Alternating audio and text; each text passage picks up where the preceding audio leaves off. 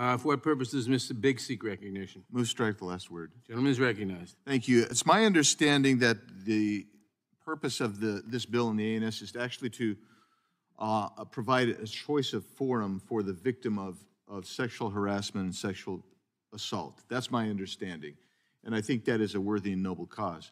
I think the language on page 2 of the ANS, starting line 19 and extending to line 8 on page 3, are problematic. I hope that those will be revisited and fixed, because I do think that there's a chance that some will actually use the language that's there to try to redefine sexual harassment in a way that's different than has been well established through the case law that's been developed in this area over the last 40 years. So I hope that gets taken care of. But in the meantime, I'm going to, and by the way, I'll suggest that if it does get taken care of, then I will be for the bill, and I think Mr. Buck's amendment is the right answer to that. So let me just real quick cover a couple things. And one of which is dealing with Merrick Garland. And I think it is critical that we discuss this, because I do think it is a critical issue as well. And I look back and I think what happened on September 29th, and there was a letter that went to Mr. Garland, the Attorney General. And within a few days, on October 4th, he issued a directive to the FBI and other departmental components to proceed forward to investigate parents who showed up at school board meetings. And what he said was, there's a disturbing spike in these types of incidents of harassment, intimidation, threats of violence. Now, when asked about that, Mr. Garland said, well, I haven't seen any data or reports. He says that he'd seen a newspaper account or something like that. That's what he relied on. And then later, he testified on the 21st that parents would never be considered domestic terrorists. He said, oh my goodness, we would never invoke the Patriot Act on them.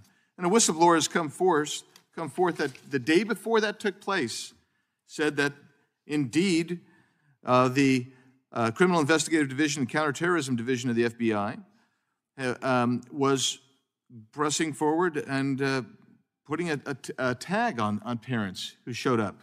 They tasked their counterterrorism unit to spy on Americans, parents who happen to exercise their rights to speak at school board meetings, parents who want to make sure their kids' education is appropriate. That's a Soviet-style surveillance. So I'm left saying, well, either he didn't know what was going on, in which case that ought to give us real major pause for concern, or he did know and he lied and perjured himself on both points with regard to designating parents as terrorists and use or misuse and abuse of the Patriot Act. On both of those. So you got reports from the whistleblowers that, and we actually have a copy of the memo. We have a copy of the memo that was issued. So this is something that's really serious, and we should have a hearing and bring Merrick Garland in here to answer these serious questions. And with that, I'll yield some time to the gentleman from Ohio, Mr. Jordan. Well, I'm just going to make the point, and I appreciate the gentleman yielding in his comments. Earlier, Mr. Gates gave a speech before the place went black. He gave his remarks, and he asked, I think, the appropriate question: what's the number? Yeah. What's the number of Americans who's now have a threat tag on their name? How many moms across this country now have a terrorist tag associated with their name? And guess what? Only one person can give us that answer: the Attorney General of the United States. So the question that Mr. Biggs just raised, Mr. Chairman, is the most important question we have to deal with today. When will you call the Attorney General back and set him right there at that table so we can ask him those questions? That's the question. That's you. Mr. Biggs raised the right question. I yield back to the gentleman from Arizona. Thank you, and I'll yield my final time to the gentleman from North Carolina, Mr. Bishop. I don't think we can do anything to touch the surface here. I would suggest to you that on page 3 of the bill, there is a prohibition of arbitration, pre-dispute arbitration, for any claim federal, state, or tribal in this bill. That's not concern for federalism, but we'll come back and talk about it later, I hope. The gentleman yields back.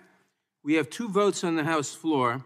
Therefore, we will recess and return immediately after the conclusion of those votes.